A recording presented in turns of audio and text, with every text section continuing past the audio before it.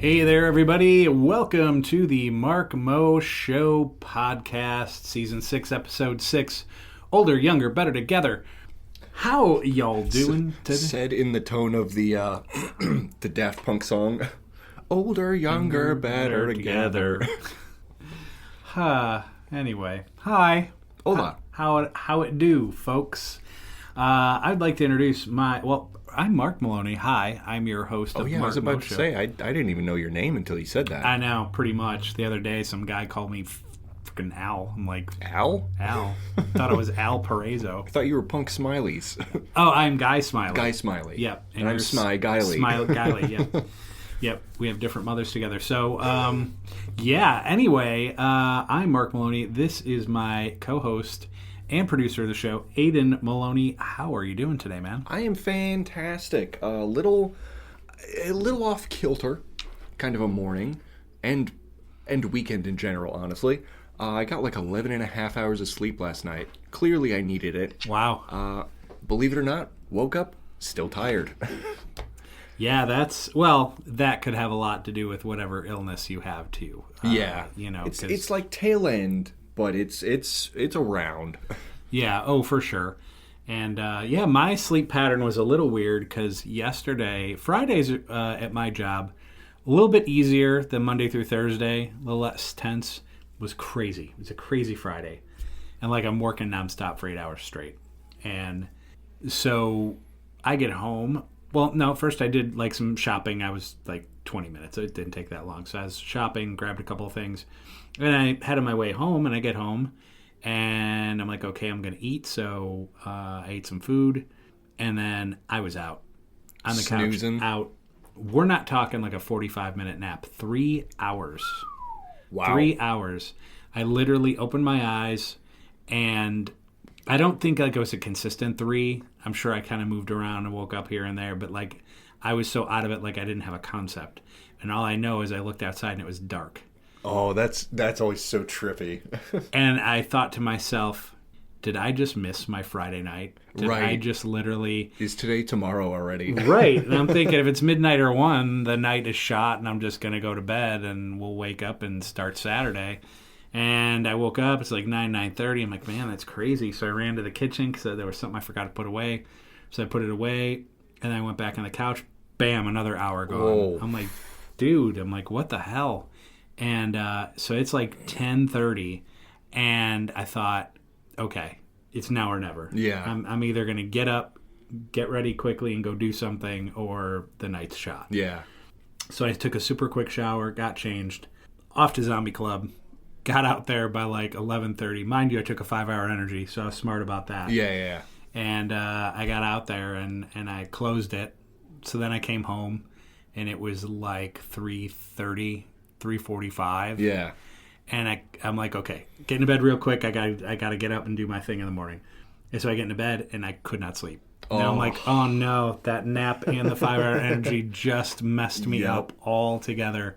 So then I sat there, and I'm literally watching something on Netflix until almost 5 in the morning. Oh. And the sun's starting to come up. It's starting to get bright out. I'm like, oh, I'm so screwed. I'm I need to get at least 3 hours in here. And I got a little more than that. That's so tough. Because I remember when I worked overnights at a local grocery store doing stocking and ordering and all that shit. It was kind of the same thing where your body knows it's sleep time because it's night out. But by the time I'm clocking out, the sun's rising. Yeah. And it's so trippy. Yeah, it is super trippy. So I just hope it doesn't hit me again tonight. I hope 5 and 6 o'clock don't roll around. My body's nap time. And I'm going to be no, I can't. It's if I did a 3 or 4 o'clock nap for an hour, that's fine. But I can't crash for 3 hours again. Yeah. Because Monday morning's going to roll around. I'm going to be all messed up. Right, so right. I got to try to get back. We're gonna lock in. Yeah, we gotta lock in and ignore your body saying it's time to sleep. I'm not a doctor, but totally ignore your body saying it's trying to sleep. I've been ignoring my body since I was 15 years old. We're locking in, boys. Yeah, we're just locking in. Be like, hey, Mark, I think that's broken. We're fine. We're good. It'll be fine. We're gonna pull through. We're gonna Fix pull it in through. post. It's fun. Yeah, exactly. My entire life. Actually, that'd be a great title for my autobiography. Fix it in post. Fix it in post. I like that. Yep, that is a good title. And if you're listening to this show and you're like, "Ooh, I'm going to use that," don't do it. We'll find you. We've said it first, which means it's our intellectual property. That's right. I'm also not a lawyer, so I'm not sure if that's true. But I know a few. Yeah. Yeah. Well, just double check for me. I will definitely double check. You know some people. I know some people who know some people. Okay, so anyway, Aiden here has a YouTube gaming channel called Aiden Spelled the Right Way. So new PC gaming content, GeoGuessr, Polybridge, Observation Duty, tons of horror movie games, all that kind of stuff each and every week. What can people expect coming up? Well, just this past week, I released an episode of this quote-unquote horror game. It was not advertised to me as like a horror game, but it kind of ended up being one. It's called Cat Named Mojave. Very story-heavy, kind of psychologically twisted in a way. So that came out, I believe, last week. Okay. Or last weekend. And then coming up, I played this game, kind of the first of its type on my channel, but I think I'll stick my tendrils into these simulator-type games. Yeah. Because I found this funny-sounding one.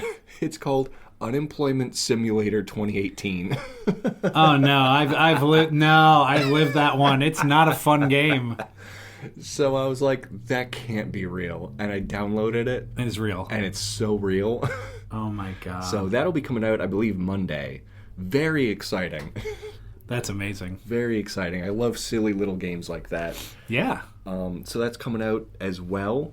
And yeah, a lot of fun stuff on the horizon. I've seen there's like prison simulator games. Oh no. Like certain things like that. So I'm like, I think this could be like season 2 of Aiden Spelled the Right Way, of just goof off kind of silly simulator games with the horror games that I really love. Yeah, oh for sure. That's hilarious. Yeah, I'm trying to think of the movie. I think it might have been Hot Tub Time Machine.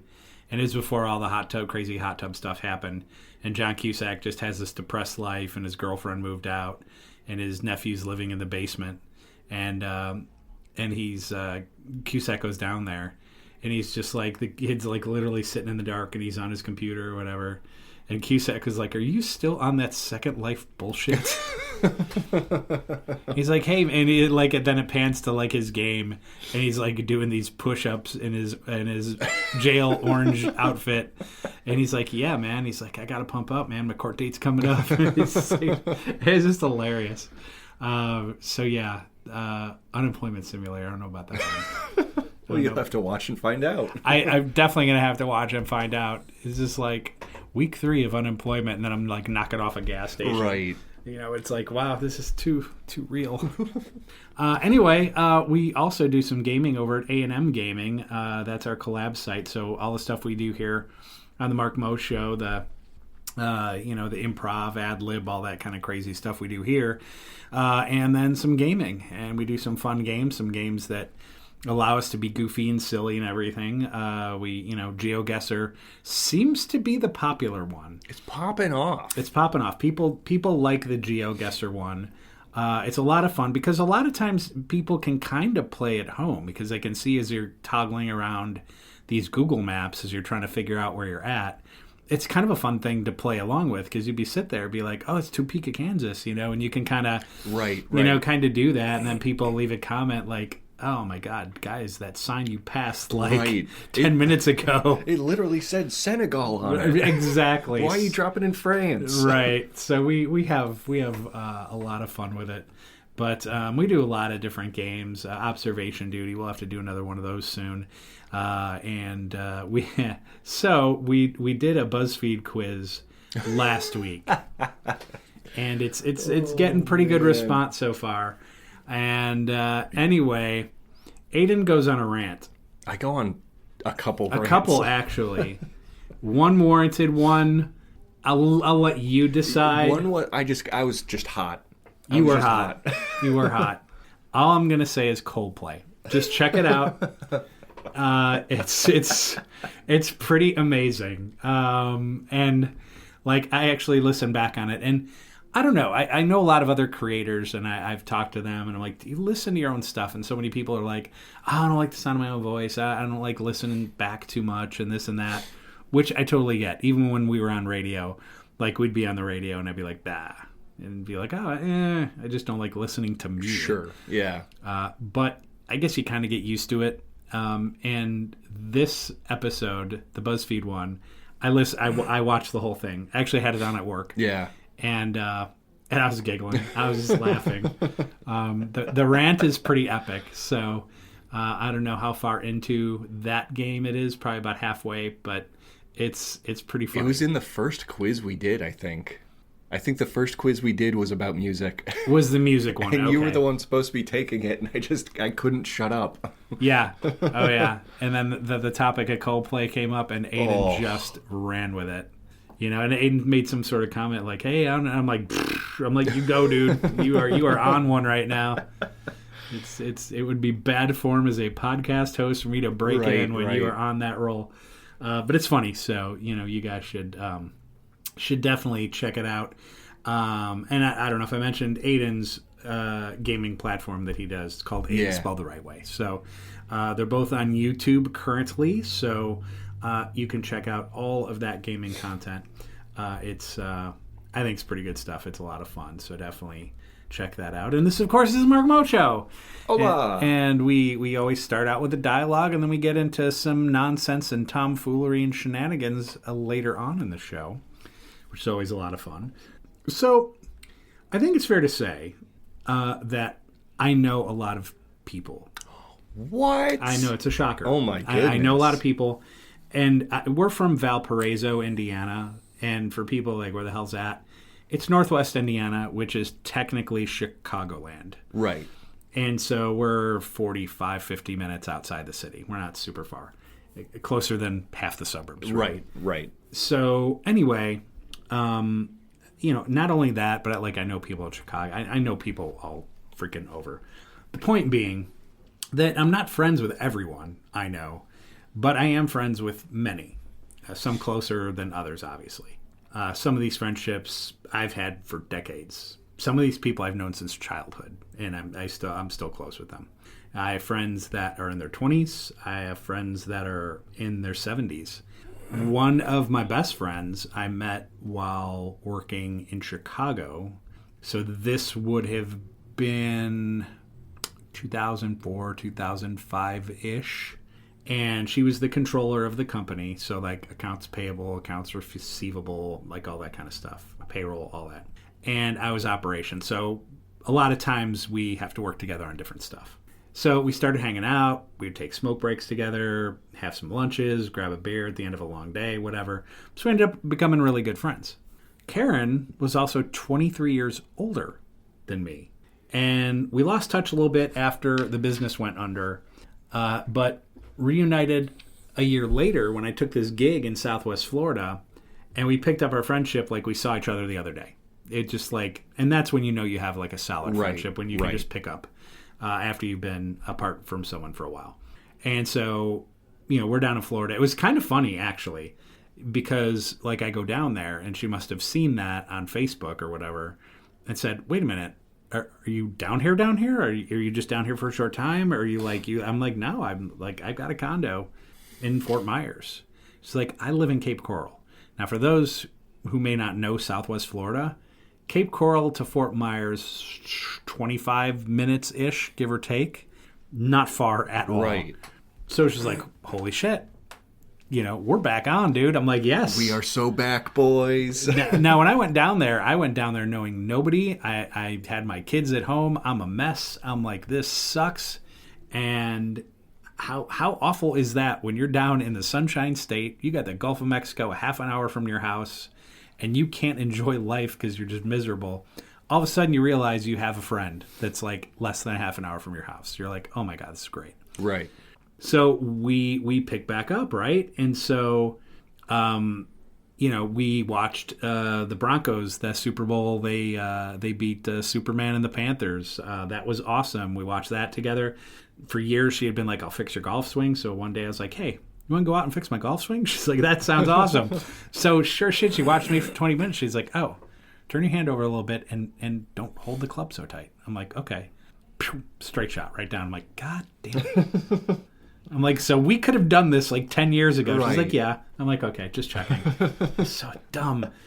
But yeah, so like we just picked up and it was great. And then I hadn't heard from her in a while. I was trying to get in touch with her and I wasn't hearing back from her. And I'm like, I hope she's all right or whatever. So I found out years before I know her, and she lived in New York, she had a brain aneurysm, and it was a pretty bad one. And she had to, it took a while to get through there. But she had a stroke. And so it was a pretty bad one. So I go visit her in the hospital. Now, for people that know me, I hate hospitals. Hate them. Like, I better be dying if you're taking me. Right. Otherwise, I might throw hands. I do not like hospitals at all. I probably got that from my mom, who, like, when she got older, we'd be like, Mom, you got to go see a doctor. Mom, you got to go to the hospital, whatever. And her thought was, nah, I like the hospital. You go there and they find things. I cannot argue that logic one bit. A wise woman. She's incredibly wise. I'm like, you're right. You go and they find shit. Yeah, let's stay away. They're not going to find anything. Anyway, so a lot of anxiety and stuff for me going in there.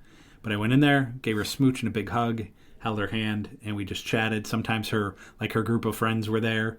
And because I'm like 23 years younger, I'm this hot piece of man meat that comes in, and they're like, ooh, who's your friend? And so now I'm like just having fun and shooting the shit with 60 and 7-year-old women. So it's just a lot of fun. Mr. Popular. Mr. Popular. And so like we would just sit there and we'd chat for a while. And I went and visited her every day for 3 weeks until I ended up having to move back. So I moved back, lost touch again. And when I left, like, she wasn't doing great, but like she was speaking, she could comprehend things. She was kind of looked like she was getting past it, but she really couldn't move her right leg. So she was going to have to do PT and all this stuff, but she was convinced, yep, I'll get through this or whatever. I said, when you do and you're home, let me know. I'll come down for a long weekend. We'll hang out. Cool. So fast forward, once again, lose touch with her. I'm like, what's going on? All of a sudden, on her page is a message from, I believe it was her brother, who she wasn't super close with. But it's like, hey, this is, I don't remember his name. He's like, oh, this is so-and-so. And I'm like, yeah, we've been trying to get in touch with Karen. Anybody know what's going on? And that's her brother. And I'm like, oh, no. Oh, what the hell? So we're like reaching out. Finally, like a friend of a friend who were one of the ladies that had gone and seen her. They're like, oh, yeah, she just passed away. And it was like, what a way to find out. Right. And I'm home now. And I'm not, I'm looking for work at the time. So it's not like I can just throw down $200 or $300 and jet down there. And missed her memorial and all that. So that was like a thing. And that hit me super hard at the time because she was such a great friend and 23 years older. And I never once looked at it that way. Sure. She was my friend, and that was kind of the gist of it, And so recently I've heard some people on socials and things like that talking about like multi-generational friendships and like how it's wrong or it's creepy, why are older people hanging out with younger people, they should just stick within their age group. And I'm like, what are we, still Puritans? I'm like, what right. fucking year is this? I'm like, what is going on? It's not like older people are troweling the fucking high schools. It's not that. These are young adults. These are grown-ass people that have places to live and have their own jobs and have their own lives. And they can decide for themselves who they want to befriend. And so I just thought it was really narrow-minded. I thought the point of view is kind of uneducated, really.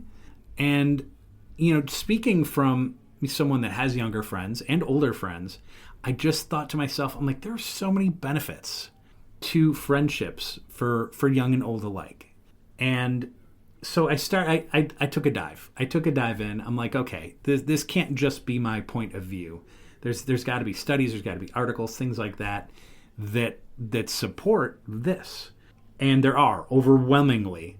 They're like, no, it's normal. Now, sure, can there be negative situations like grooming, like right. fucking Usher and shit like that? But once again, that's more like teenage kids and shit like that. Right.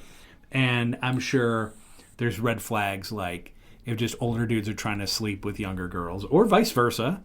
And they're just doing it for that purpose. But once again, even though that other person is younger, they can make up their damn mind if they want to, if a younger person wants to screw an older person, they can do it. It's well within their right to do so. So I don't know. Like I said, I'm just like, I don't understand this point of view. So I start doing the research, and experts say that intergenerational friendships, which are just friendships across, different age groups or generations for that matter. So, largely like Boomer, Gen X, Millennial, Gen Z, largely kind of fit that model, are highly beneficial, offering unique opportunities for emotional growth, reducing ageism, boosting overall well-being. These relationships provide fresh perspectives, mentorship, companionship that differ from peers, lowering stress, fostering a sense of belonging for both younger and older generations. And I have to say that couldn't be more accurate, because there are so many people that meet me, and when I tell them how old I am, well, a lot of times people will be like, "Hey, man, how old are you?"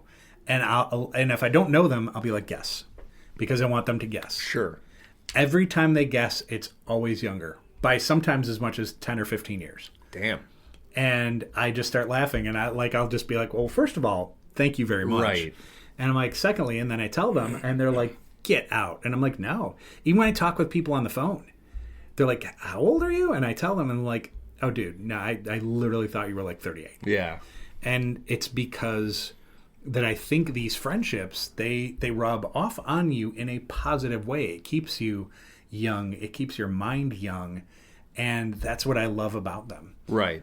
My parents, as they got old, they got into old person routines together. A lot of it was very sedentary.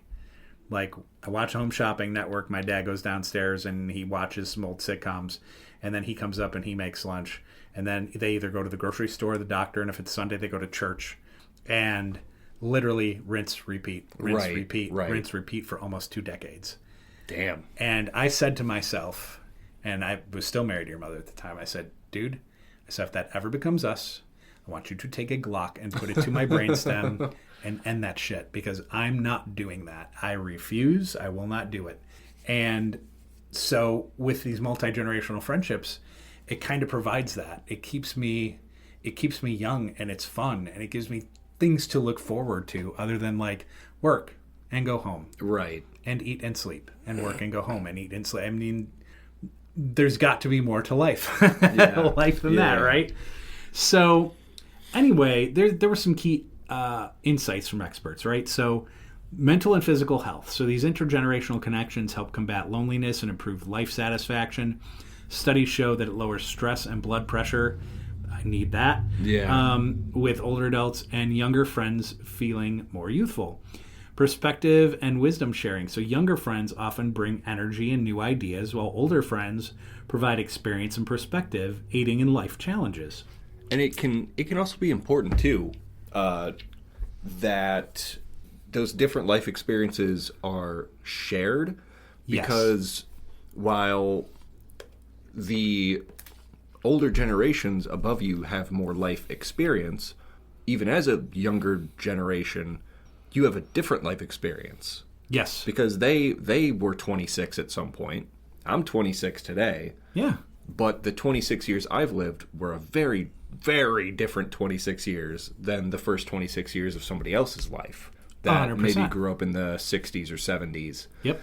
And it's just important, because where the wisdom of baby boomers and Gen Xers and the life experience that, of course, goes hand in hand with said wisdom, it is important to contrast and compare to the experiences of younger generations where, by age 26, you're a college grad, you come out of college, you're getting a well-paying job, maybe you already have a down payment on a house, and a 26-year-old today is like, I don't know how the fuck I'm paying rent, boys. Right. It's so different, but that only encourages said friendships and intellectual discussions, because maybe those people don't know that. Yeah. Maybe they only get their information from Facebook, and kids aren't working hard enough these days. It's like, well, yeah, that's first of all ignorant, right? But maybe it's not on purpose. Maybe you're just not talking to enough youth. Yeah, right. You know? That's very true. And that leads to another point, reducing ageism. So younger adults with older friends often hold more positive attitudes towards aging because ageism is real. And it's real professionally as it pertains to like jobs and things of that nature. And obviously towards the friendships and culture and things like that. And it's just you kind of like, you know, somebody gets into their 50s, 60s, or 70s, and then slowly people are kind of pushing them aside like, they've had their time, fuck these guys. And it's like, no, you're really missing out because you are missing a lot of really good information of just about life in general that these people have, and to cast them aside is just stupid. Right. I mean, it's like having all this wealth of life knowledge sitting there at your fingertips, and you go, nah, they're old. Well, you like them, they're fun, but they're old. Who gives a shit? Right. Who gives a shit? And then unique support systems. So these bonds provide unique, often unbiased source of emotional comfort and companionship as well. So I also found it interesting, like common venues for intergenerational friendships, like where people meet. 26% is a workplace. Makes sense. Yep. Makes Which sense. Karen was my workplace friend, but I had other workplace friends, often younger, but some, like I would say almost a third split down. Like a third were younger, a third were kind of in my age bracket, and then a third were older. Yeah. Is kind of how my workplace friendships have gone. Neighborhoods, 12%. I think that's a really good one too, because like, for example, in Valparaiso, you know, and it's a town of 38,000 people. So you're going to know some people, yeah, you know, in a smaller town culture. Places of worship. Now, I worship at the Church of Football. So Hut, hike. Amen. Amen. Yeah, let's go. Break. So yeah, that's mine. But I, you know, for people that do go to church or whatever, that's another source of it as well. And then just kind of shared interests, volunteering, hobbies, community causes, things like that is a lower percentage, but another one. So cultivating these friendships that you make. So number one, embracing diversity, being open to meeting people outside your typical social circle is very important. Number two, finding common ground. Focus on shared hobbies or interests. So sure, you know, for me, I'm not going to have a ton in common with a boomer. Sure. However, like with Karen, for example, she was a Yankees fan. I was a Red Sox fan. So we had that commonality. Little banter. You know, we both played golf. Her better than me, obviously. And there were other shared things that we had. And so that's the bridge. And even if conversations and experiences kind of take you out of your generational comfort zone, if you want to call it that, that's a learning opportunity. And it's not one to judge or anything. It's just people being people. And if you enjoy their company, then that's great. That makes you a better person. That makes you more informed. So I think that's just a plus. Listen and learn. So actively listening to stories and experiences, showing curiosity. I love older people's stories because they are so different than my stories, and they're different than your stories. Sure. So I really love life experience kind of stories. They're so interesting. And once again, it helps with understanding, it helps with knowledge, it helps with all of that, and I love it. Showing mutual respect. So approach conversations with empathy and open-mindedness. Though people often stick to their own age group, and I think that's called homophily. Breaking these trends can lead to a more diverse, rich, and life-affirming social life, which I think we should all shoot for at some point. For those of you that have older and younger friends, embrace them. And you know, it's like you're missing out. You know, you're definitely missing out. If you have older friends, super great. If you have younger friends, super great. Enjoy it, man. You know, it's none of us are promised tomorrow. Right. And if you're going to let someone's age be a roadblock for you when you connect with someone, that just sounds dumb. It's a bit silly. It's a bit silly. So, you know, your life is richer and more rewarding for these multi-general relationships.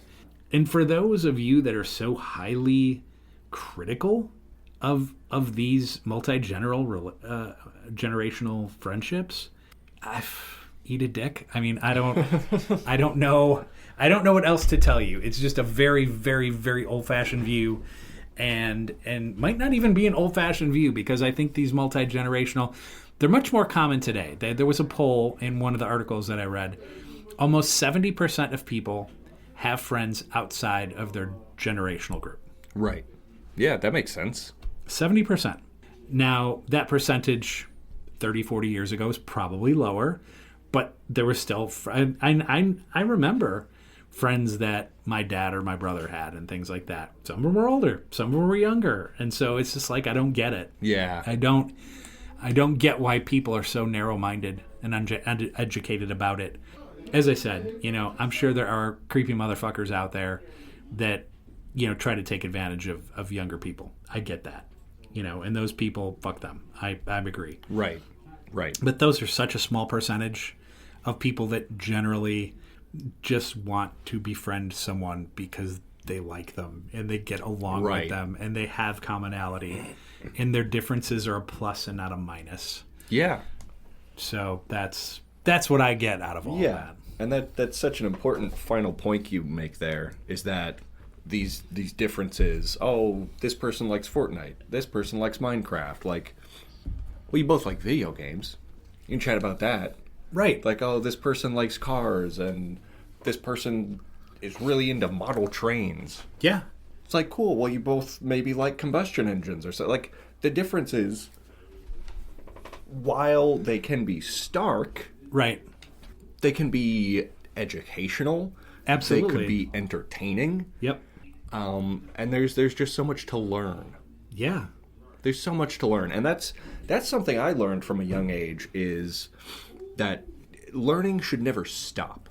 You shouldn't get out of college or get out of high school and be like, well, I'm done with the whole education thing. Right. No. No. Every day of your life. Right. Every day. The quantity of science podcasts or edutainment YouTubers or just what you can learn from the people around you. Yeah. It's fascinating stuff. It really is. It's fascinating stuff. I think about a younger friend that I had recently, and it gives you the opportunity to do and try different things. So for example, I had mochi. I had a bento bowl. Went to vegan restaurants. Right. Normally that stuff I wouldn't do, but because I befriended this person, it gave me the opportunity to be like, oh, well, I've really never eaten this, or I've never tried this, so I'm going to try it. And I think it just makes your life richer. Yeah. I really do. Expand your horizons. Yeah, expand your horizons. You close off your mind, you're doing yourself a disservice. Yeah, for sure. And in a world today that's so effed and so many negatives in it, I think these friendships and relationships, they bring a lot to your life, and I think you're doing yourself that disservice by being like, oh, well, I can only be friends with people that are 5 years older or younger than me. It's like, well, why are you putting a label on it? Why are you saying there's an age? There's a lot of people my age I don't like. Yeah. It seems quite silly. It's right, exactly. So, at any rate, feel free to comment. I think overwhelmingly, because I know a lot of people, there are people that do have older and younger friends, and I think it's great. I think it's such a plus. I think you can really learn from a lot of people, and that's all I got on that, man. Hell yeah. And I will make one caveat though. Yes. Intergenerational friendships, bueno. If you like Coldplay, fuck you and your family lineage and any pets you may have. Your interests, your life choices. I think less of you, quite honestly. Coldplay enjoyers, eat a dick. Carpe Diem coming up.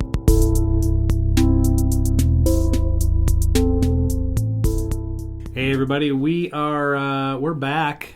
We just took a little break to stomp on Chris Martin's head. So Chris Martin. Which was hilarious because, so what you need to do is go to A&M Gaming and check out our latest, which is BuzzFeed Quiz, which is somewhat related to Aiden's mini rant that we had just before taking our first break. This is true. About Coldplay. And in his rant, he said something about the lead singers. Like, this guy's probably like named Chris or something. And it's hilarious because the lead singer of Coldplay is Chris Martin. That's so funny. Which is hilarious. Man. And here's the funniest part. So I was telling my friend Melissa that last night at Zombie Club, and we were like talking about the episode or whatever, and I brought up Coldplay. She's like, I love Coldplay. and I told her about your rant. She's like, well, I guess with all due respect, fuck your son. I thought it was great. I just started laughing. Like, that's funny. That is funny. But it was so funny because it's like, and I told her, I was like, yeah, he's like named Chris or something. And she looks at me, she's like, it is. I'm like, I know. Like, when he said it, I was just like, no, I'm not going to say anything. I said, but that was amazing. Oh, man, it was implied with such vitriol. It really was. It really was. Well, we are on to Carpe Diem. That's DMs that you send us. And we like to read them on air. If they're in the form of a question, we could answer them. Yes, we have the ability. We're very capable. It's just sometimes you need the motivation. Yeah, exactly. Exactly. Now, how could one motivate us to answer their question? Well, thank you for bringing that up, Aiden. I would like to say, you could be like, oh, could you please answer this question for me? To which I'll be like, Let me perhaps. Let me sleep on it. But then your friend comes in and is like, well, I want you to answer my question. Here's a $5. Here's a tenner. Is tenor? It's a singer? No, I don't know. Tenor, $5. $5, niner. Yeah. So you throw us a little something when they're like, that's how what we call jumping the line. So now you've moved up. Sure. Now, if it happens to be a C note, especially one without the orange orangutan on it, we're gonna say, yep. Priorities. I really think we could address that Exactly. issue. What a great question you have. What a great question. We are not a 501c3 nonprofit. But these are donations, These are donations. Yeah. In a way. It's all going to a good cause. This is true. So just throwing that out there. I have, what do I have this week? 4. And they're all kind of quick, but I will read them. This is from @Smirk Schmigler. And Smirk says, hey, ladies, what is too big? Oh, interesting question. We're not necessarily ladies, but I would say... I'd say the Burj Khalifa, I think, is too big. Would like definitely be too big.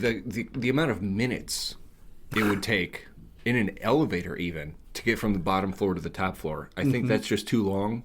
So I think the building is too big. I think the Sears Tower is the premium height for skyscrapers. I think buildings taller than that are posers, and buildings shorter than that are not up to their full potential. That's so Burj Khalifa, too big, in the opinion of this lady. Okay, that's you could argue Mount Everest, but I guess people have climbed that. Yeah, I think with Mount Everest, there's maybe a little bit too much girth in that one. Yeah, that's a little girthy. Yeah, it's more of a cone than a tower. Right. Yeah. Yeah. Anyway, at expert level, hey guys, why are we fighting Iran again? I don't get it. You and me both, expert. I've got no clue, because they weren't going to make a nuke. Nope. They don't have a nuke. Nope. They weren't planning on it. And this war, which, by the way, Congress had no say in, they just went and did it, which, by the way, is illegal, but not that laws matter anymore. No, they don't. Unless you're poor, like us. Right. So, yeah, I don't know. I think it was just meant to distract from the Epstein files, in my professional opinion. Yeah, I think that's fair. There's no reason for it. Like, we didn't get along with the government, although our current government is trying to be more like their government in reality. Right. Bombing schoolgirls, killing civilians. How very American, boys. Well done. Yeah. It's there's obviously a shift there. But yeah, it made no sense. Made absolute zero sense. At Yermel 454, If you could choose being poor but living in absolute bliss every day, or being a millionaire but you are constantly depressed, what would you choose? Well, if I'm poor but living in bliss, I had to have found the meaning of life, right? Because Right. a good life is a good life. Because even if you're poor and you're in bliss, within that feeling of bliss, you've obviously felt a way to live your life without the need for excessive Sure, money, things, whatever. you found resolve. You have. Yeah. Now, being a millionaire, you could get a pretty good therapist and, do all that. Could get some good pills in you. Meds and manage that. Yeah. And then you'd also be a millionaire, which has its plus. Sure. But yeah, I'll take the bliss. The bliss. Yeah. Yeah. Yeah, I agree. I agree with that. It's a modest life, but I think so. yeah. My last one from our friend at Stoner Stanley. Hey, Alan and Momo, where can I play that thing? Over there. It was there the day before a day. Damn squirrel. I wonder if he's thinking about an arcade cabinet, or if he saw like a soccer ball, and he's like, "Oh, can I play the thing?" Maybe the squirrel bumped the ball into the river. Maybe. If that's where he is now, back at the river. Where can I play that thing? Could have been a musical instrument. Oh, sure. Play that thing. There's so many things There's you so can play. many things you can play. Most And it things was you there can the day play. before a day. The day before a day. Which is pretty broad there, Yeah. Stanley. I would just say, keep your eyes peeled. There's more to life than that thing you could play. Right. You could play a different thing. Play with the squirrel. Right. Become frenemies. Exactly. To be completely honest, relating to the previous question, Stoner Stanley has more of a right to declare war against that squirrel than we did to declare war against Iran. By far. Yeah. The squirrel seems to be this He's a menace. Antagonist Yeah. of insane proportion. Oh, yeah. The squirrel just loves screwing with Stanley. You know what? Me and my homies hate that squirrel. Yeah. Fuck that Down. squirrel. Fuck that squirrel. Down with that squirrel. What DMs do you have, Aiden? I got a DM here from The Hungry Jack. Do we all agree that breakfast is the best food? Comfortably, yes. Yeah, I mean... And it makes me wonder, too, is breakfast food like an American thing? Like, there's a lot of other cultures out there that will eat, like, waffles or eggs or bacon for other meals, and it's not like a thing. You're just eating food. You're just eating food. I feel like it's so weird we've classified breakfast food as its own thing when you could have eggs and sausage for dinner. That's true. And that's a nice protein-filled, healthy meal, dog. Yeah. And it's tasty. It's eggs and sausage. Like, I 100% breakfast is the best food, in my opinion. I do agree with the Hungry Jack here. Yeah, I do too. It's kind of interesting because you look at all the various types of food that are classified as like breakfast, and as you say, like Europe, I feel like they could have like a small thing of yogurt and a little bowl of fruit, and that's their breakfast. Whereas like America, it's like, yeah, give me a stack of pancakes and 3 scrambled eggs and bacon and toast and like the whole thing, and we're filling up now. From a certain perspective, yeah, you probably want your biggest meal to be the first meal of the day, and then have much lighter meals at lunch and dinner, or even just small snack kind of things throughout the day. Sure. It's like, oh, I'm hungry, so you eat a little something. A couple hours later, oh, I'm hungry, you eat a little something. Probably a more healthy way to go about doing that. Yeah. Like, personally, I don't eat breakfast, especially on work days. I wake up, go clock into work, drink a little more caffeine, and then like a couple hours into the shift, I'll have a protein bar. Yeah. And that's breakfast. And then like lunch, mid-afternoon early afternoon is my big meal of the day. But I can eat breakfast food for that lunch. Yeah. You can just do that. Which, by the way, I will argue this point. Savory breakfast food is way better than sweet breakfast food. Yeah, I agree with that. Breakfast burritos are the aforementioned bliss. Yeah, there's no question. I'm a big fan of crossing the streams on that one. So, for example, say you have that small stack of pancakes. Now, do I like pancakes? I do like pancakes. Do I eat them often? I do not, because I just feel like that's something you eat that will sit in your stomach like a rock. Oh, yeah. And then, like, I am just slow moving for 2 hours until my body starts to figure that out. Right. You've had half a loaf of bread's worth of pancakes. Right. And it's like, I'm supposed to clock in now? But, oh, exactly. So, but here's the thing that I like. So, say you've got that maple syrup on your plate, and you have some sage sausage or some hot sausage. Oh, yeah. And you dip it in the maple syrup. That sweet plus the savory hits it every freaking time. Pristine on the taste buds. Every time. Yeah. Yep. I agree. As a matter of fact, I used to do this thing when we lived in this house, actually in the neighborhood that Aiden lives in now. And when I would make breakfast, I would either use sausage or bacon, most times bacon. And I would have pancake mix, and I would dip the bacon or the sausage into the pancake mix when it's partially cooked and then finish cooking it. So that it looks like a little strip of pancake, but you can dip it in the syrup and eat it, and inside is the sausage or the bacon. Hell yeah. That's some tasty ass shit, dude. So good. It is so freaking good. And there's another good mashup out there, mix-up, if you will, of the style of food, pizza, typically associated with lunch or dinner. Oh, sure. But it's a breakfast pizza, right? So you got the crust, and then you do like a white pepper gravy on that, and then you do mozzarella and cheddar, eggs, and breakfast sausage on the pizza. That's so good. Magical. It's magical. Magical. Yep. It's like, ooh, I'm eating pizza, and I love pizza, but I'm eating breakfast, and I love breakfast. Yeah. So it's a win. The best of both worlds. I agree. Like Hannah Montana. You know? Isn't that... Or Coldplay? Or no, that's not the best of anything. It's the best of being the worst band. I'll give them that. Okay. I got another DM here from Brightly Bummed. Oh. What's something that can be learned in 10 minutes that could be super useful in life? Could be learned in 10 minutes.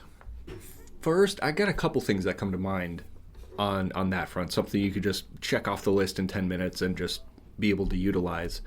Is you can learn the greetings and the thank yous, I'm sorries, you're welcomes, all that kind of lingo in American Sign Language.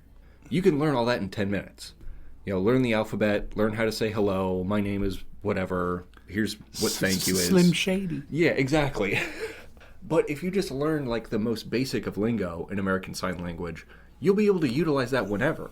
Sure, you couldn't maybe hold a conversation with a deaf individual, but it's still going to be meaningful to them that you are able to say hello and what your name is and thank yous and your welcomes and all that. Yep. I think that's very important, and I'm kind of surprised, honestly, it's not taught more frequently in like schools and everything. I agree.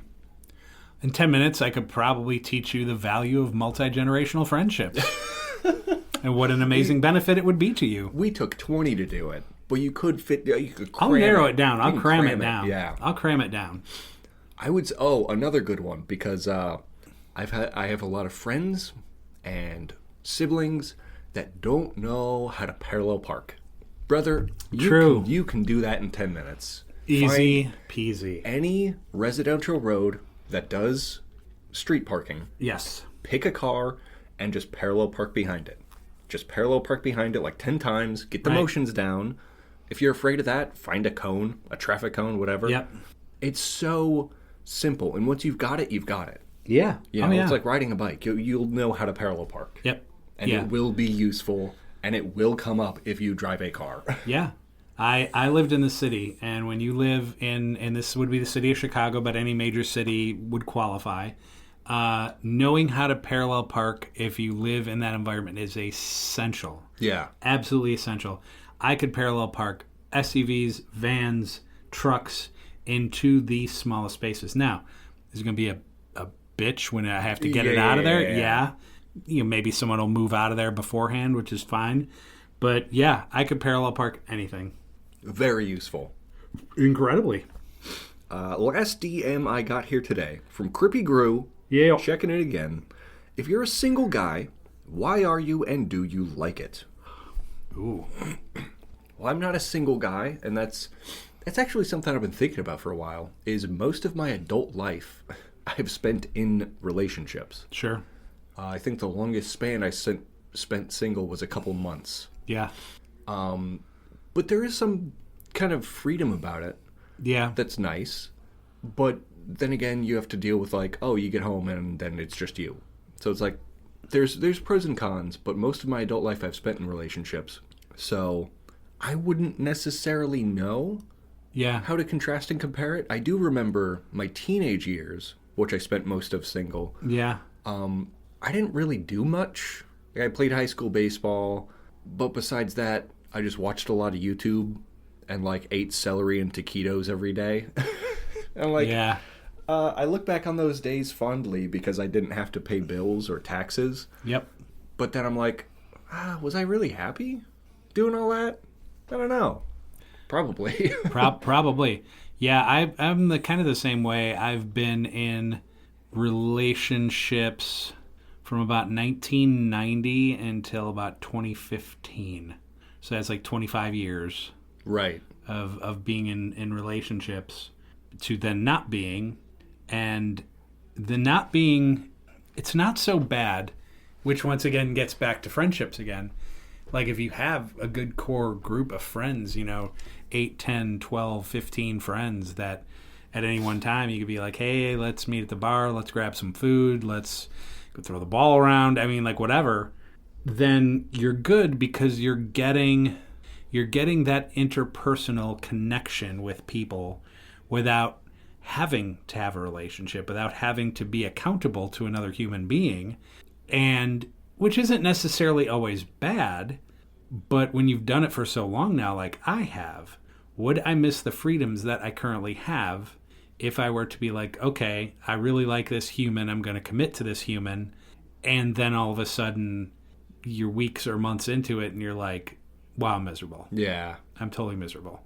And so, yeah, that's a big change. Right.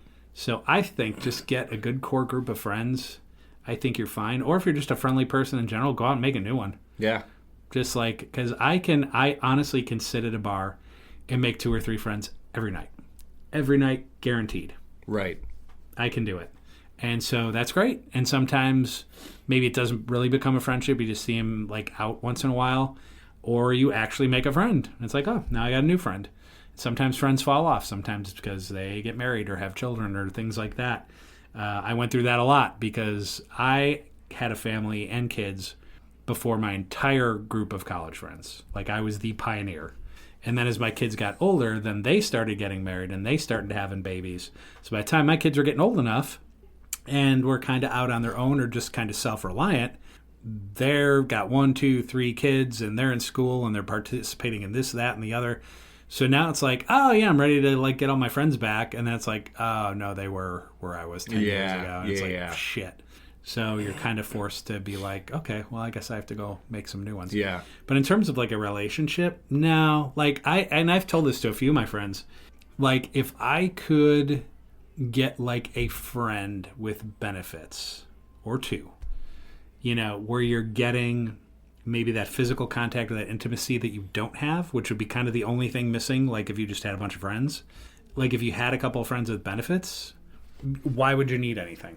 Right. You got a core group of friends, you got a couple of friends you can fool around with once in a while. Why would you need anything? Right. You don't. You're good. Yeah. You've checked all your boxes. Yeah, and once again, maybe that's generational. Maybe like for Gen X, like I am, maybe that's the thing. Because it's like, okay, we've been married, we've had the kids, we've done that. We put the quarter in, we rode the ride. So why? Like, what would be the purpose to like? Okay, I'm going to work into this relationship, and we're going to date, we're going to hang out, eventually move in with each other. Maybe we get married. Like, why are you doing all that? You're not procreating. You're not having another family. Yeah. So why do it? Sure. I don't see the point behind that. So I don't know. My take. Yeah. Yeah. Damn right. Well, that was the last DM I received today. Alrighty. Well, as we said in the beginning of the show, send us your DMs, any of our socials or YouTube or whatever you want to do. Yeah. Comment section. Yep. Send us a little motivation with your question. We love that. Yeah. Venmo. PayPal. Carrier pigeon. Snail mail. Yeah, however you want to do With it. physical check. Yeah, exactly. If you're old school like that. Come knock at our door. I have money. No, don't do that. Don't do that. I'd welcome it. Would you welcome it? I'd welcome it. I have money. Please hear me out. Okay. Yeah. Go ahead, yap to me, bro. Yeah, just in that voice alone made me think Gollum's knocking at my front door, and I don't want that. Where is my precious? Where's my precious? Yeah, no. Anyway. Is that your DM you want read? I can do that. Oh, can you? Okay. Oh, my God. Other foods. Hey, how about that? Aiden does research each and every week. He spans the globe. The one on his desk. It's a little one. It's cute. Anyway, he spans the globe, and he looks for all these different places that have all these different kinds of food, and you kind of go, that's a food? Like, ugh. Yeah. Well, Well, this guy here finds them. I find them. What do you got? I found one today. I traveled to Colombia. Beautiful Colombia. Colombia. Of South America. Yes. Famously of South America. And I found something called hormiga culona, Oh, okay. which I will now show the photo of to Mark Moe. Oh, holy hell. And he does not know what they are yet, but I'm sure he could glean a guess. I've got an idea. Hormiga, I think I'm pronouncing that right, hormiga culona Okay. are the quote-unquote world-famous fat-bottomed ants. Oh, no. Which, yes, is an insect, and yes, is a food, apparently. The unusual delicacy from the Department of Santander in Colombia, Oh. originally harvested by the Guane Indians as a protein source, today it takes about 5 hours to gather the ants from their nests in the springtime. Here's the fat-bottomed part. Their bottoms. Fat bottom ants who make the rockin' world You make the taste bud world go down. down. Aw. Aw. Their fat bottoms get soaked in salted water, and then they are fried for about 45 minutes and strained. Oh. The wings, of course, have to be removed by hand. Of course. Which, of course, they're flying fat-bottomed ants. I should have said that earlier. Nasty. The snack, by the way, this article you can find on Taste Atlas. That's where I usually source these. Pretty fun little website to visit. The snack, quote-unquote snack, is sold on numerous street corners, made with the addition of wine or toasted with salt. Oh. While some upscale restaurants in this district make their own gourmet versions of fat bottom ants. Damn. How about that? Providing a unique taste and flavor of Colombia, they say, ants' bottoms can get seriously expensive due to the fact that they come out of their nests for only 1 or 2 days a year during the rainy season. It is said that they taste like peanut shells, salty and crunchy, also sometimes compared to pork rinds. Oh. The ants are large and always female, while some believe that they have aphrodisiacal properties. So hormiga culonas are sometimes even given as a wedding gift. Please don't give that to me, ever. Although it is an unusual food, the ants are believed to be to prevent high cholesterol in blood and are full of protein and vitamin B, making it, quote, an unusual but healthy snack. Definitely unusual. Mm-hmm. You notice they said unusual and healthy, not tasty. Yeah. I think the old peanut shell / pork rind comparison, I've never tried them before. I'm going to say, in my not expert opinion, it sounds like a stretch to me. Oh, yeah, sounds for like sure. a stretch. Oh, yeah, no doubt. I don't know. I don't know if that one's going to be on the menu anytime soon. That's Yeah, I might pass. Gonna pass on that one. We brought back review preview. How about that? Brought it back, and Aiden kind of gave me the business last week because I did a review but no preview, and he said, "Hey man, this is called review preview." Yeah, it's just review. So here we go. This week I have 2, but they're both reviews. So it's not review preview. It's review review. Review. Gotta say that fast 5 times. So I saw 2 movies, and the first one was a documentary called Iron Maiden Burning Ambition, and it's a feature-length documentary chronicling the band's 50-year journey from East London pubs to global stadiums. It was directed by Malcolm Venville. The film includes archival footage, concert clips, interviews with musicians like Lars Ulrich and Chuck D. And it's pretty amazing, and they have a lot of different fans that they interview from all over the world, men, women, young, old. Just super interesting. An intergenerational band. Intergenerational band, indeed they are. See, like Iron Maiden is what my life is, so I kind of love that. Maybe You're welcome, Iron Maiden. You're welcome. God, I don't know what I did that. Anyway, it's really great. The archival footage is awesome, and the theater was packed with people all wearing Iron Maiden stuff. And when it was over, we're all pouring out of the theater, and this one dude's like, "Hey, man, that looks like a concert." And I'm like, I looked at him, I said, "Damn right." I'm like, "Damn right it was." It was Should have been there. I should have been there. It was so good. And just listening to the guys talk, a lot of interview footage and stuff that's never been seen before. And I really, really enjoyed it. And as songs played from a lot of concert footage and stuff like that, I was singing along. I didn't give a shit. I was just like, I was singing with all the songs. But then as I scanned the theater, I saw a lot of other heads bobbing and stuff like that. I'm like, oh, my guys. It's just like I was with my people.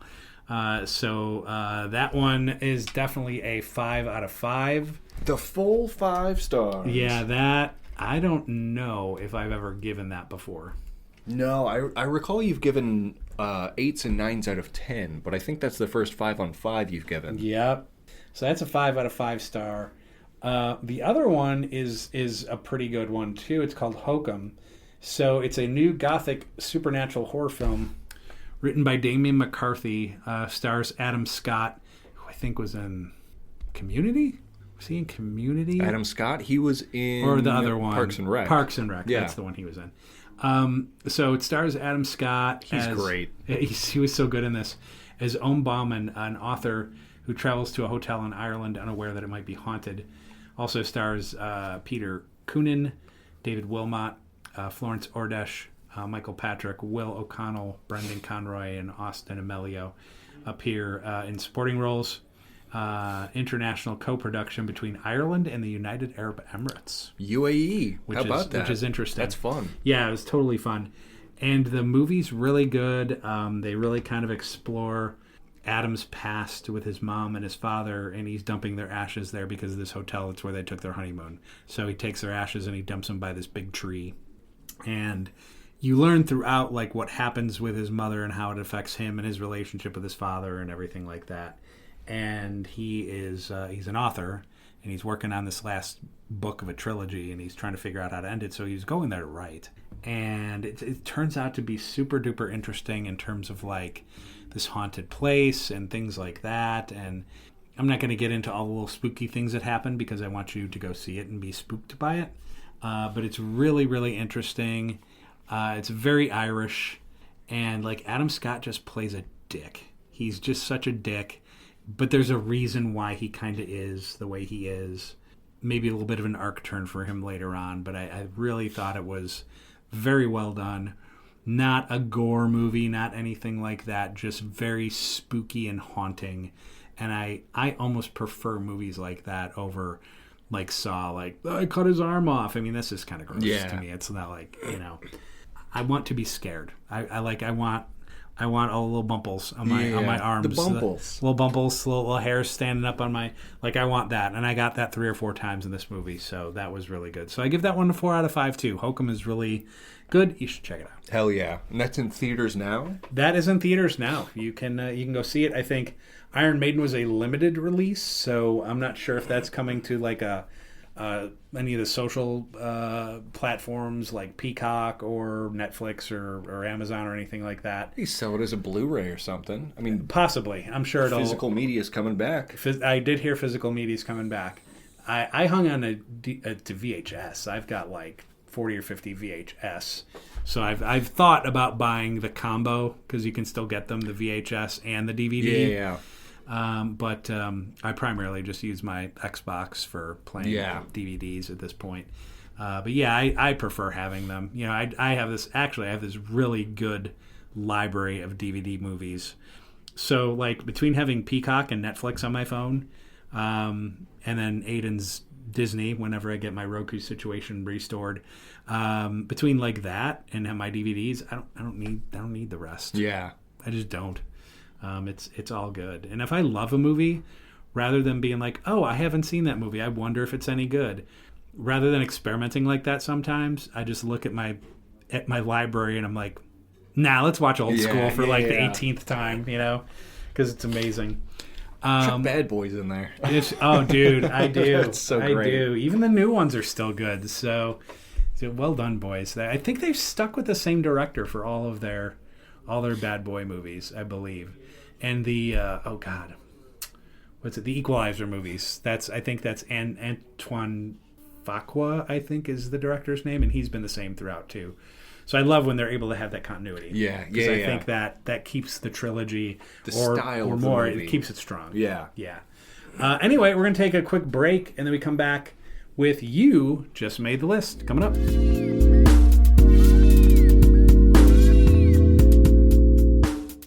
Hey, we're back, everybody. Mark Maloney, Aiden Maloney. It is the Mark Mo Show, Season 6, Ep 6. And this is You Just Made the List, our top 10 list, 10 through 2, with our number 1 reveal.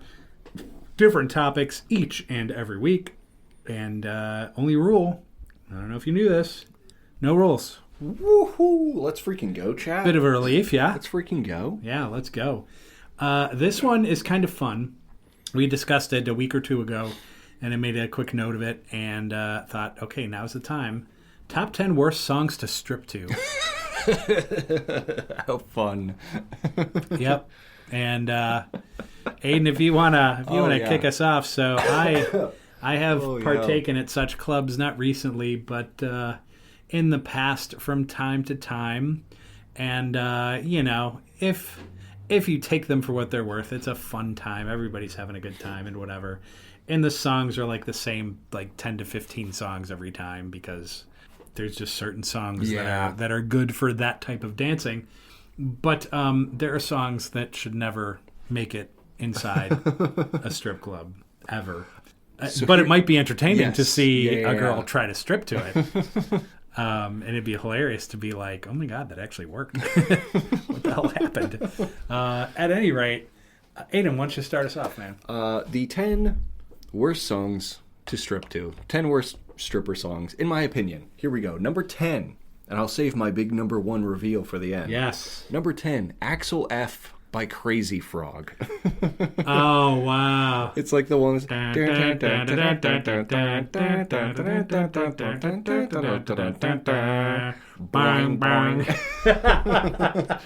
Can't believe I remember that. Oh, my God. Number 9, another YouTube legend right here, Chocolate Rain by Tay Zonday. Chocolate Rain. Chocolate Rain. Oh, is that a throwback? That's awesome. I love that. Oh, man, that's from the late 2000s, That I believe. is, yep. Number 8, the Five Nights at Freddy's 2 hallway ambiance. Have you ever heard that? I don't know if I have. Perhaps 5 seconds of it will not get us banned. No, I'm pretty sure this is not a copyrighted sound. Okay. But, okay.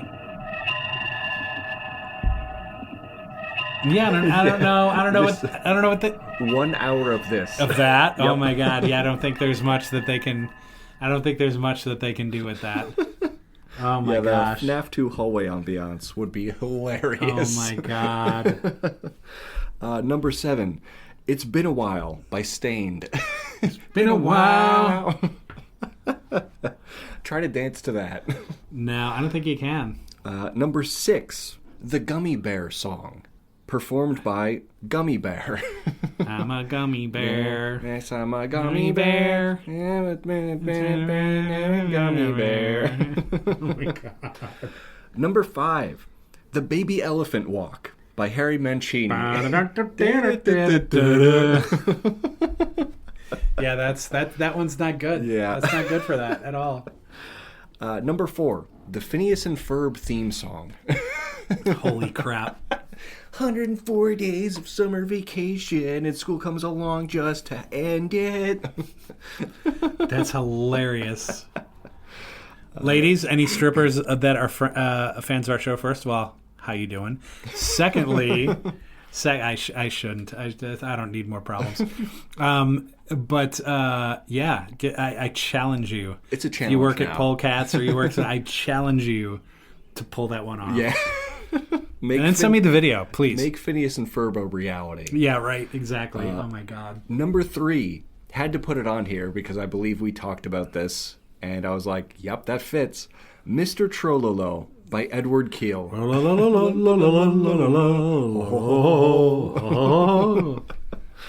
And then number 2. Yeah. The Little Drummer Boy by the Harry Simone Chorale.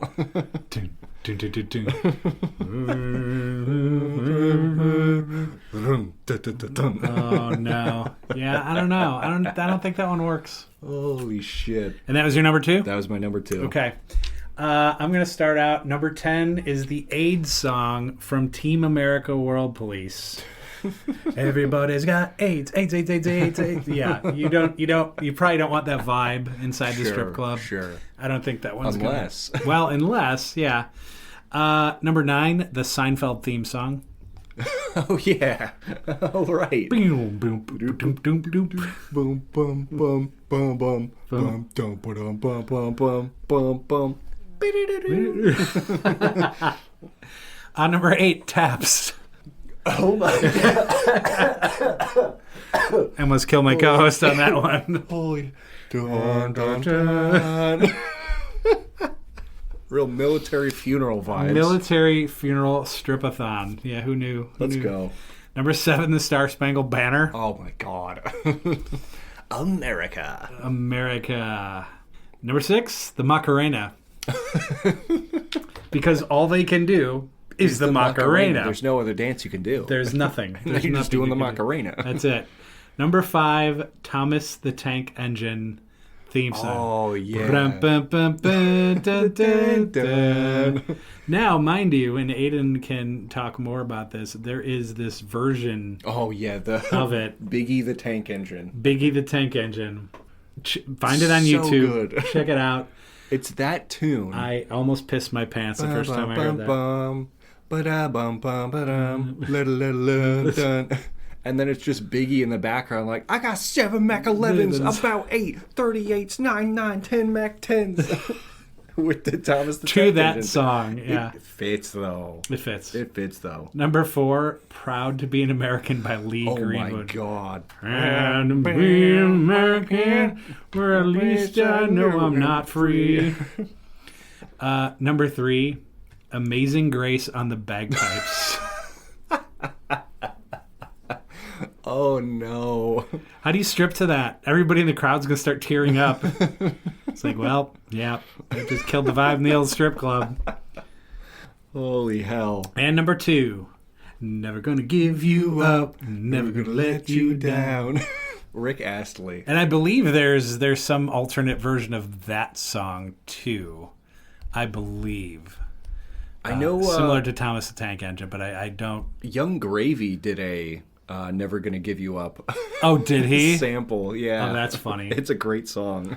All right, we're on to our number 1s. Aiden, what do you have? Number 1, worst song to strip to, in my opinion, Ave Maria by Schubert.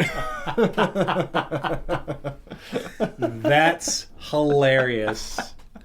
Ladies of the night, you exotic dancer types, pull it off. Send us the video. Please do it. I would love to see that. That would be hilarious. I went with something Aiden already mentioned. I think it might be the only one that we've agreed on. I think you're right. To this point. And it was almost a tie. I really thought about Apple Pen for PPAP. PPAP. I thought about that, but you have to go with Edward Kill. Yeah. Trololo. And I think, was it South Park that brought that to life? Family Guy. Or Family Guy. Yeah. That's right, Family Guy. He was popping off on YouTube, and then Family Guy was like, oh, let's do that too. Let's do that, yeah. That's, oh my God, it's hysterical. And not only is it hysterical, so we used to go to this B-Dubs in Valparaiso. This was years ago. And so we were there one day, and they had the little jukebox. They had a little jukebox going on. And so I grabbed my phone, and I'm like, let's have some fun. So literally I played like some SpongeBob song. Yeah, F is for Friends. F is for Friends. You played PPAP. PPAP, and then Trololo. Mind you, I can't breathe. Yeah, I'm you laughing. were So people are just like, dying. what is going on right now?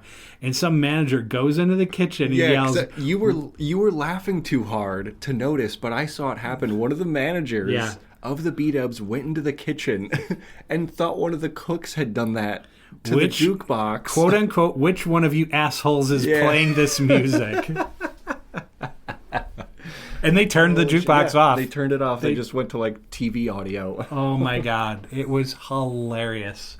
So, I mean, imagine that response, but in a strip club. Right.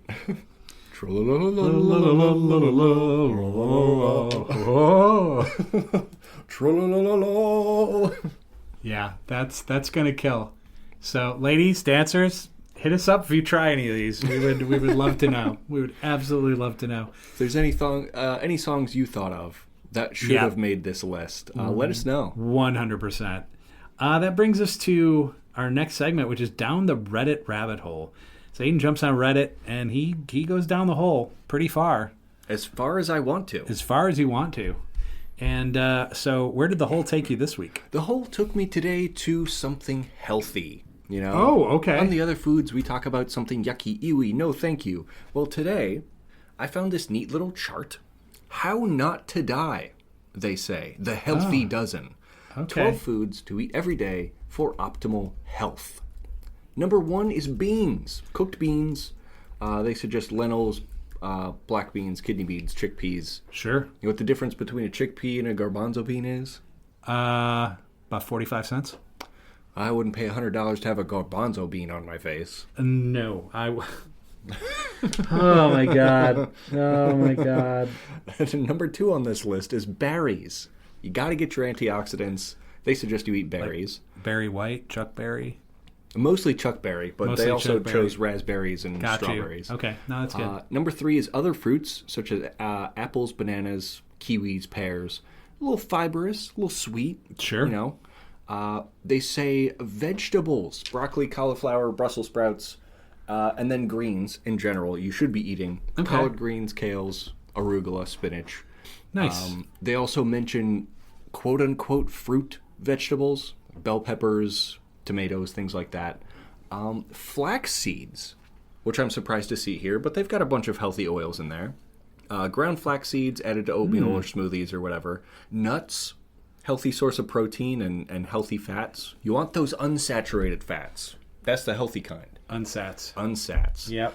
Almonds, walnuts, pistachios. They say spices, very healthy, such as turmeric, garlic, ginger, cinnamon, cumin, oregano, basil. Everything like that is good for you. Whole grains, so not your Wonder Bread, you freaks. They're talking about oats, whole wheat, barley, brown rice, quinoa. And they say beverages. Unfortunately, beer didn't make the list, which kind of surprised me. But for daily consumption, they suggest water, green tea, black coffee. Okay. That makes sense. Yeah. And then number 12, the only thing on this list not a food, which is 90 minutes of walking, cycling, swimming, dancing, or hiking. Okay. Now, I don't do most of this.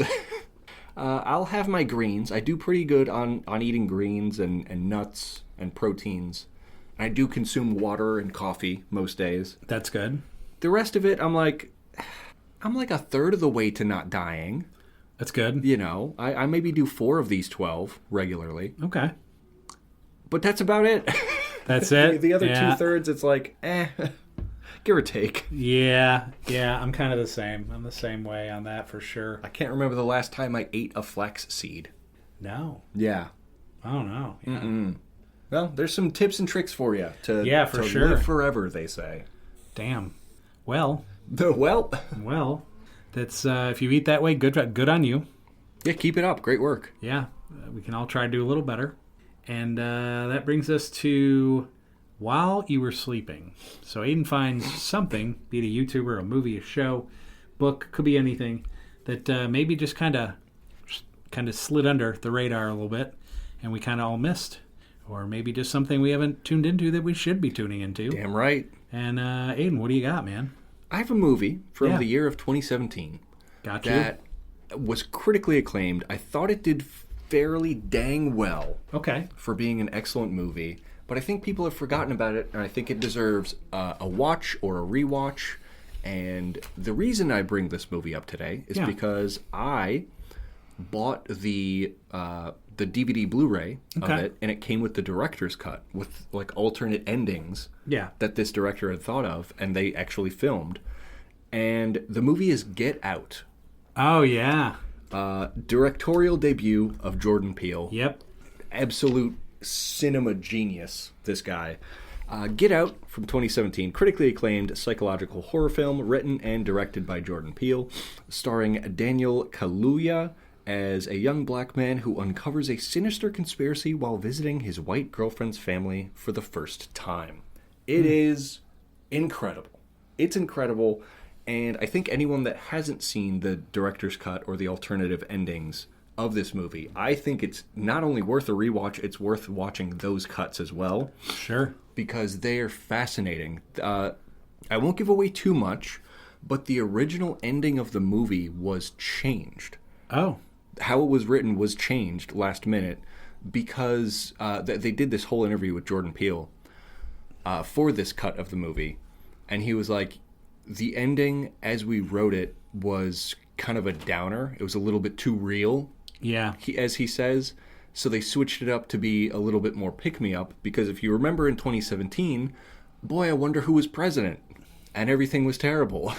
Yeah. So he was like, even for his directorial debut, he's like, okay, this ending's too much of a downer. We're going to switch it up. So if you watch the original ending, you will understand why. But yeah, highly recommend giving it a rewatch or a first watch if you haven't seen it yet, and check out those alternate endings, because some of them are hilarious. And then the original one that they ended up changing, that's like, oh man. Yeah. Yep. Yeah, it's good. I remember watching that movie, and it I don't know. I thought like the opening part was kind of weird, and it's just like you're just trying to kind of figure out where they're going with it. And then they like about a third of the way in, it really kicks in. Yeah. And you're just like, oh, they are going there. I'm like, wow. And it's very good. It's very good, very interesting. Yeah, got a 7.8 out of 10 from IMDb, a 98% on Rotten Tomatoes, and a 4.1 on 5 from Letterboxd. I think it totally deserves the praise. I loved that movie. It's across the board, man. I thought it was fantastic. Definitely across the board. That's impressive. But yeah, well, thank you for that. That was some good stuff. Go see Get Out. Get it on DVD. We were just talking about that. Get your library going again. Borrow it from the local library, man. Or do that too. Yeah. That's exactly right. All right, we're going to take one last break and then come back with a beer review and then the World of Weird News coming up.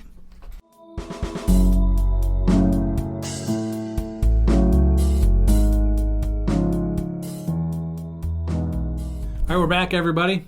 This is moving on towards our last couple segments of the show here, and this is the Mark Mo Show, all podcast platforms, YouTube.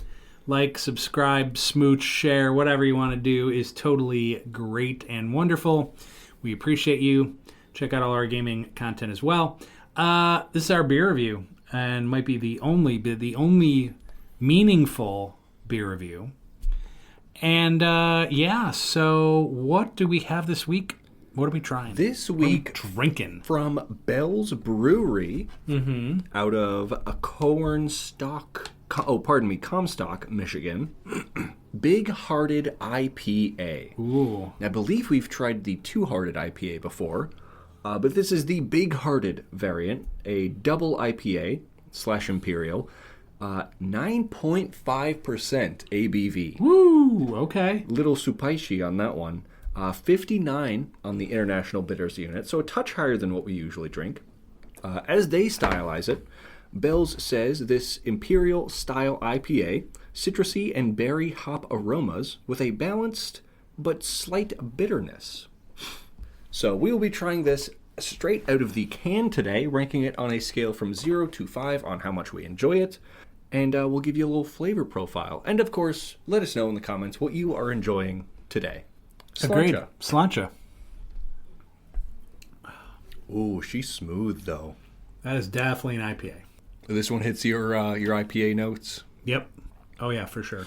Now, I think we've disclosed this many times before, but on this show, we like to change things up on the beer review.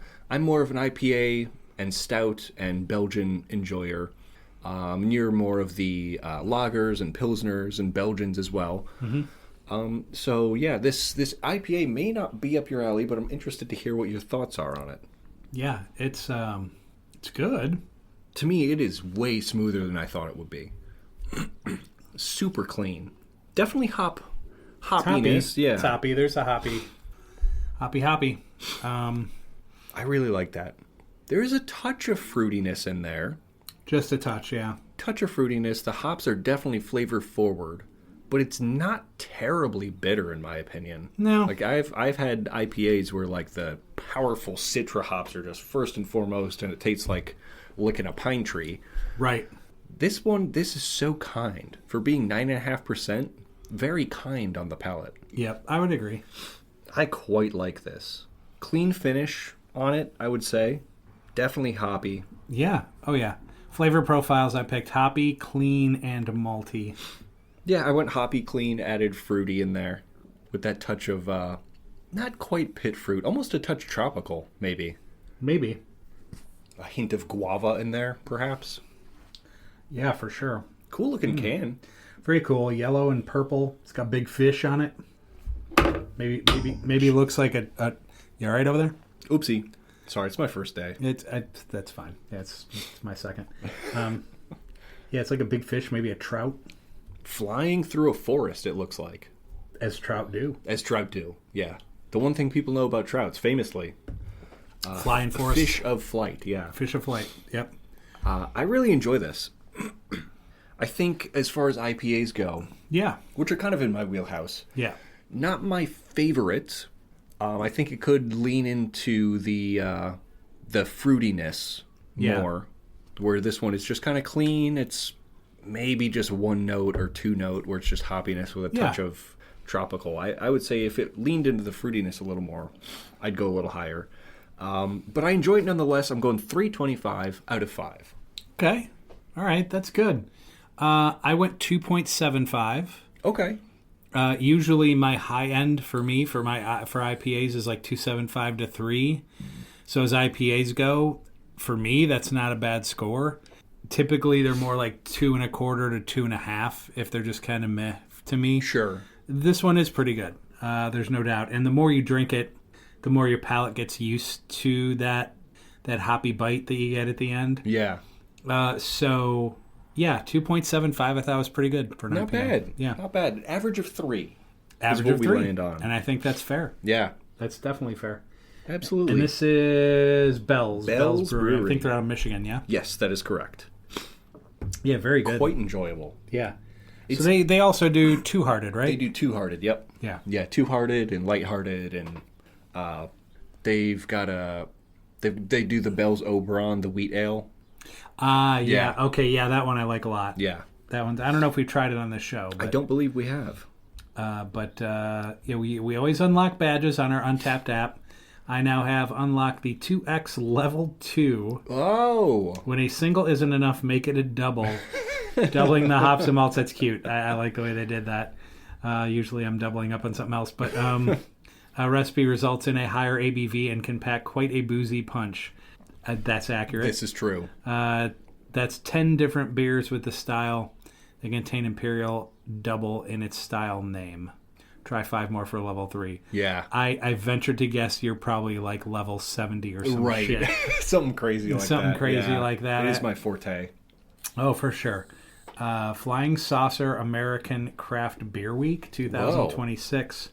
Blast off into American Craft Beer Week at Flying Saucer, where every pint earns its place. Chase bowl flavors, rack up check-ins, prove your beer nerd status. Whoa. One craft beer at a time. I'm something of a beer nerd myself. I no doubt. Yeah. It sounds like a challenge. Yeah. I am, as I'm sipping this further and further, this is not what I would call a crushable beer. Mm-mm. No, you would not want to crush this. This is not something that you that you enjoy 3 or 4 of. This is something you can have a can, and it's very nice. And then that's probably it. Yeah. You know, we have talked about beers on the show before that are like, oh yeah, I can down 6 of these. I think I could have 1 or 2. 1 or 2. And I'd be like, that's enough Big Hearted for me. Yep, I think that's fair. Yeah, there's no doubt. Yeah. Hell yeah. Okay. All right. So, check it out. Big Hearted by Bell's. Not sponsored, but I wish they would. Yeah, no doubt. We would love some swag. So if you're out there, Bell's, hit us up. Without question, on to our last segment. This is the World of Weird News here on the Mark Mo Show.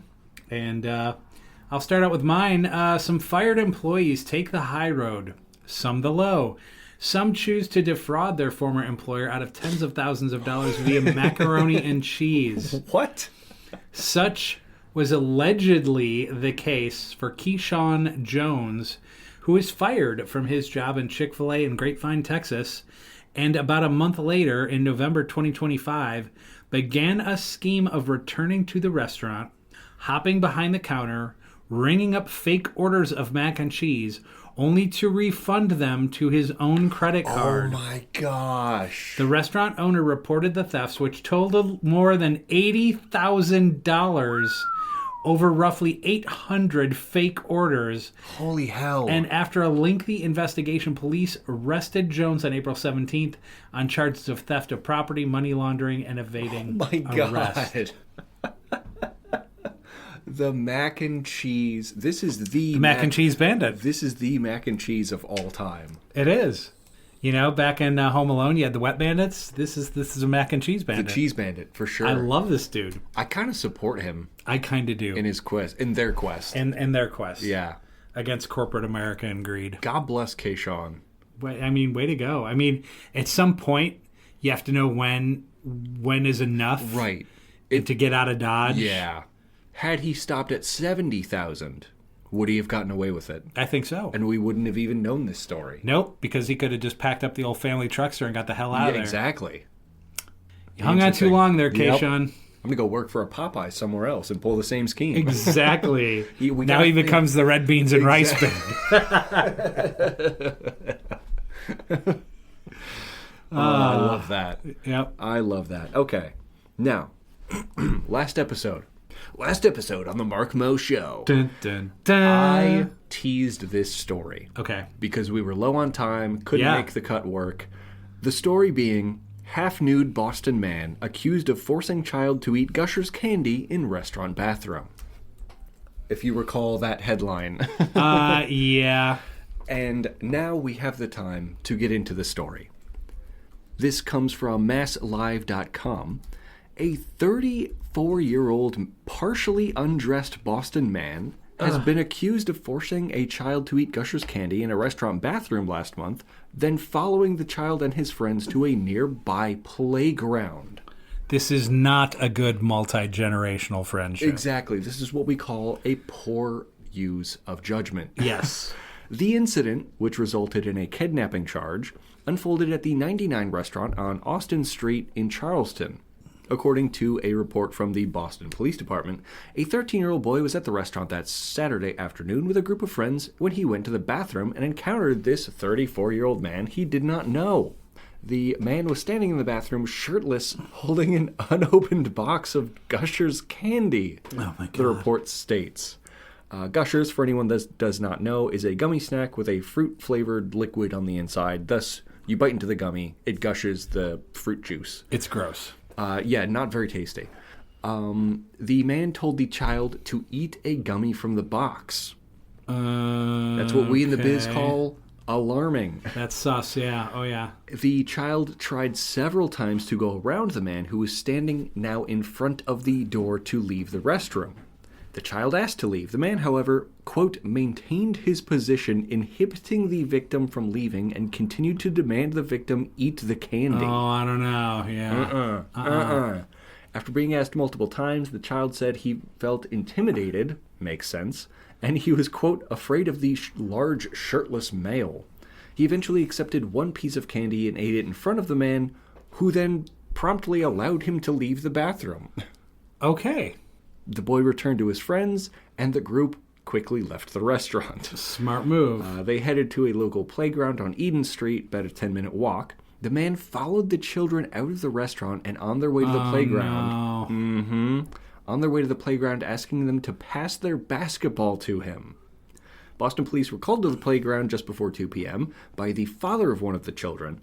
The father told officers the man had already left the area, but shared what the children said happened in the restaurant.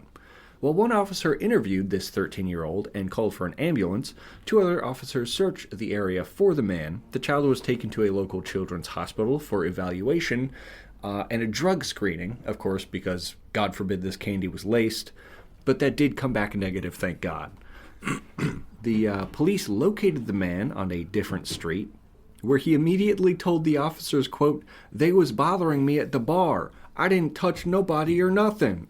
Oh my God, no. He said he had no drugs or weapons and that, quote, he didn't do anything bad.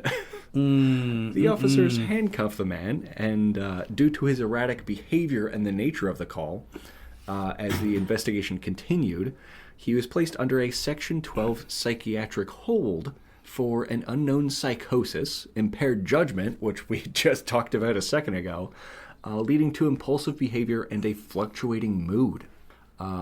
Regarding this bathroom incident. The man was later identified as an unhoused individual living in Boston with multiple recent charges, including an assault charge just a month earlier. According to New York City police, the Boston police reached out to them about this man, a local, apparently.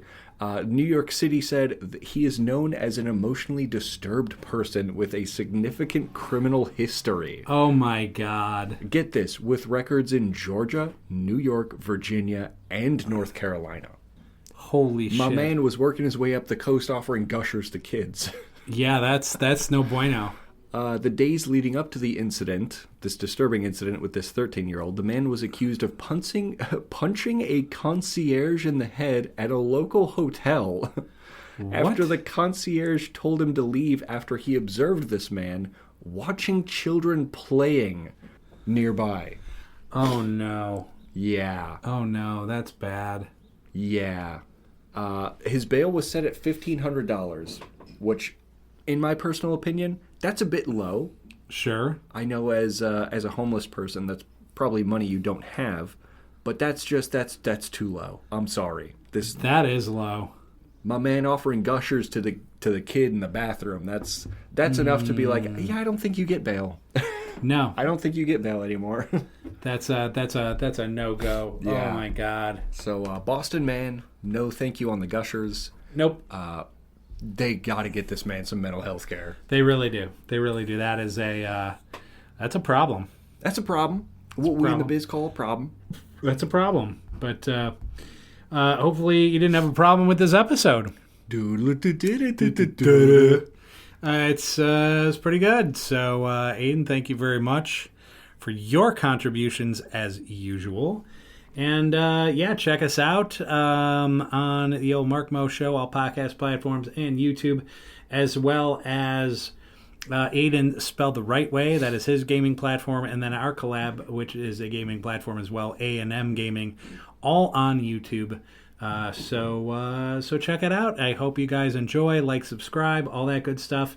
And we'll be taking next week off, but we'll have some gaming content we'll release next week, and then we'll be back at it. Damn right. All right. So thank you. As always, you fine, loyal, wonderful people, and we'll see you next week. If you don't subscribe, you know what we'll do. Yep, that's right. I'm going to throw a tantrum. And start kicking our feet a little bit. Yep, kick our feet. We have to get on a couch tall enough that our feet don't touch the ground, and we can we can bang the baseboards. And we of the just couch. bang it. Just bang it, or like your sister Sarah used to do when she was a toddler, and she would just like sit on the floor, and she'd be like, man, she'd kick her feet, throw her arms out a little bit. And one day she like threw herself back so hard she bopped her head on the floor. So she cried, and that was not good. But then every time after that, she would do the same thing. Kick her feet, throw her arms out, and then slow-mo fall backwards. So one time she figured that shit out as a toddler, which if you know Sarah Maloney, completely That's hilarious. checks out. Absolutely checks out. Immediately understood the new method. Oh, perfectly. Yeah. Oh, yeah. No doubt. So, yeah, definitely be throwing a tantrum. I might kick my feet. I might throw beer in a garbage can. I don't know. I'll probably do some Will shit. be quite cross. I will be little mister. Quite cross. I will put my arms down and go, Ha! How dareth thee? How dare thee? I'll be so cranky. Quite. Indeed. Indubitably. Okay, bye. Later.